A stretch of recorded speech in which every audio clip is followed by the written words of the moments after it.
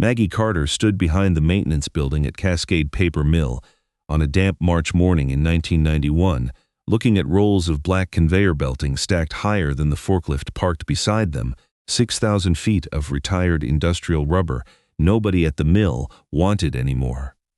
"Careful what you're getting into," the maintenance supervisor said, a heavyset man named Owen Pratt who'd overseen the mill's belt systems for close to 15 years. "That belting failed inspection. Edges are chewed up, splice points aren't holding its speed anymore. Safety wouldn't sign off on running it another season. I'm not planning to run it on a conveyor." Owen shrugged, the way a man does when he's already decided the conversation isn't worth arguing further. "Your money, $600 for the lot, and you haul every foot of it yourself." Maggie agreed, and by the end of that week, 6,000 feet of thick black rubber belting sat rolled and stacked behind her shop, taking up more room than she'd expected once it was actually unloaded.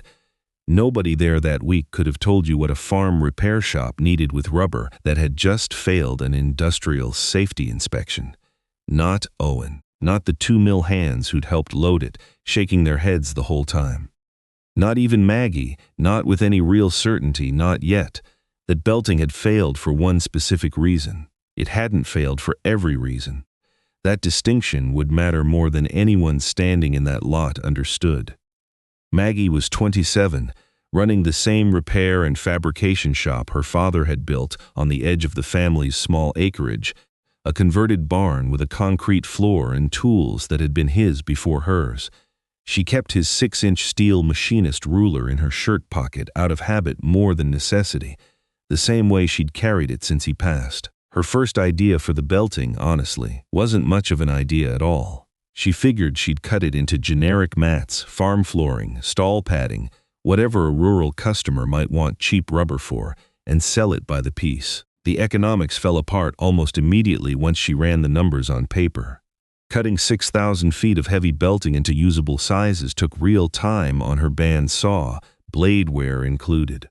Hauling and delivery ate into whatever margin was left. Farmers weren't going to pay much for a random slab of old conveyor rubber with no clear purpose behind it, and Maggie knew from years watching her father price jobs that vague products didn't sell. Specific problems solved sold. She needed a specific problem. She just didn't have one yet. It came to her, as most things did, while she was doing something else entirely, standing in a neighbor's barn that April helping patch a hydraulic line on an old tractor, waiting on a part.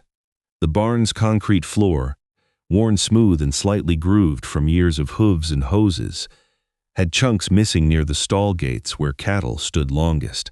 The farmer mentioned, almost offhand, that he replaced his rubber stall mats every couple years, cheap agricultural mats that wore through faster than he liked and cost more over time than he wanted to admit.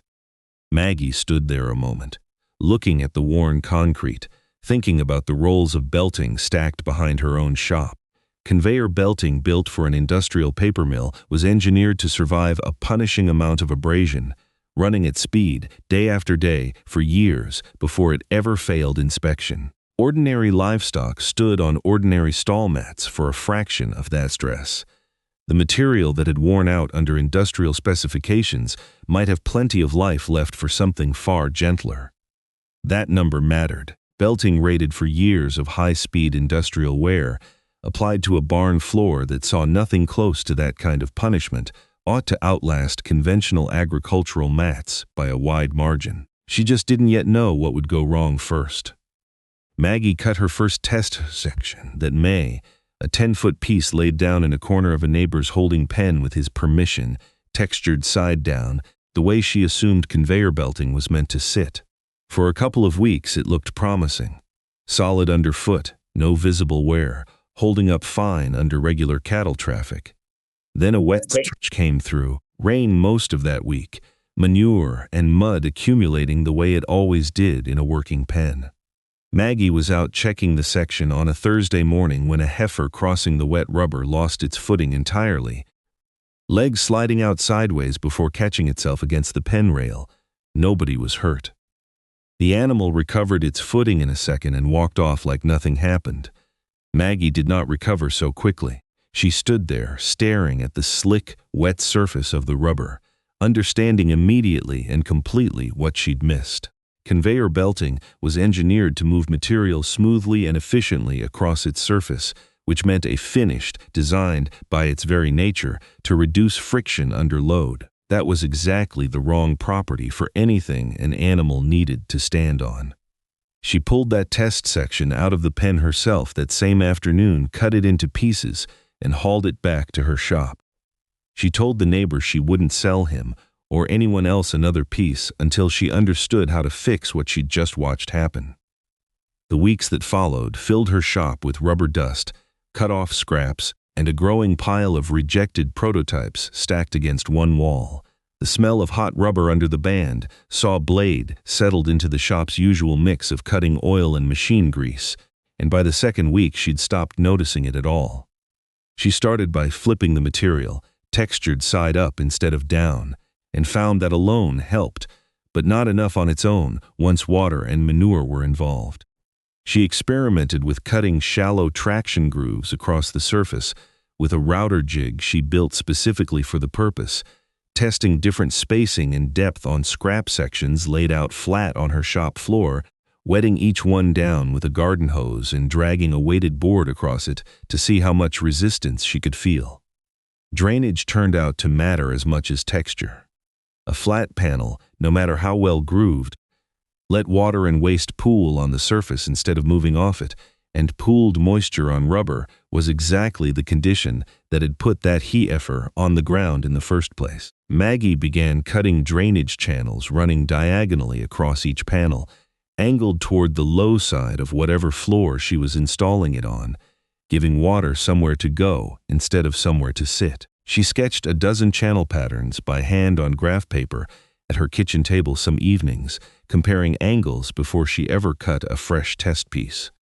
She tested fastening methods too, since a panel that shifted underfoot was nearly as dangerous as one that was slick, settling eventually on a simple perimeter mounting system using lag screws through pre-drilled edge holes, secure enough to stay put under regular livestock movement, but simple enough that a farmer could install it himself with basic tools. Edge treatment took another round of testing on its own. Rounding and beveling the panel edges after 2 early prototypes left a lip sharp enough to catch a hoof at the seam. By late summer, after 5 failed variations and 1 very careful retest in a dry, controlled section of her own barn, Maggie had a design she trusted enough to put in front of someone else. Textured surface, angled drainage grooves, rounded edges, standardized panel sizes, cut to consistent dimensions instead of random scrap shapes, and a straightforward mounting kit that came with the panel rather than being figured out separately each time. Walt Ferris, a dairy farmer in his 60s who'd known Maggie's father for decades, agreed to let her install a small test section in one corner of his milking parlor that September, an area he'd been meaning to repair anyway. "I don't care where the rubber came from," he told her plainly, watching her lay the first panel. "I care whether my cows stay upright and whether I'm not replacing this again in 2 years." Maggie tracked that section closely over the following months, checking it every couple of weeks, noting wear, drainage performance, and how Walt's cleaning routine changed with the new flooring. By December, the results were clear enough to write down. The panels showed almost no visible wear after 3 months of daily traffic and washdown. Compared to stall mats, Walt had been replacing roughly every 18 months at around $11 a square foot installed.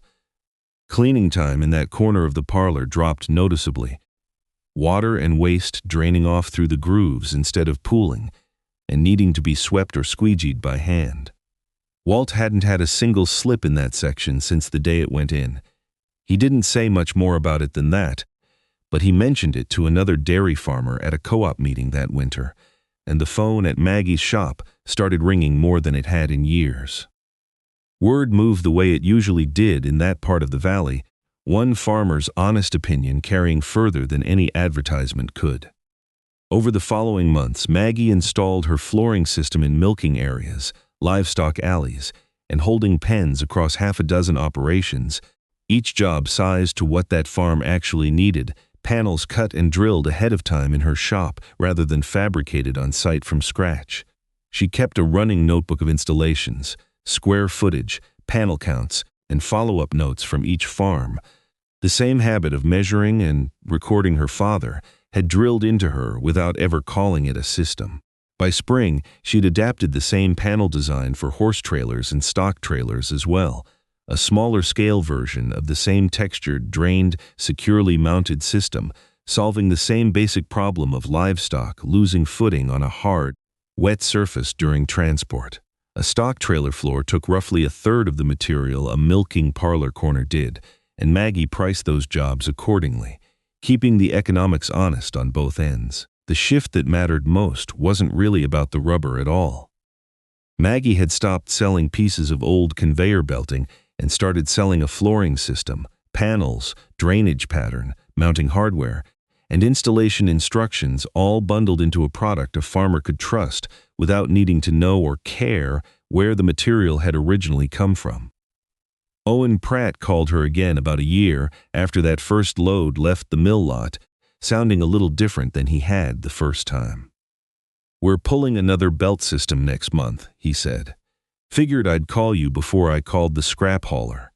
How much can you take this time?"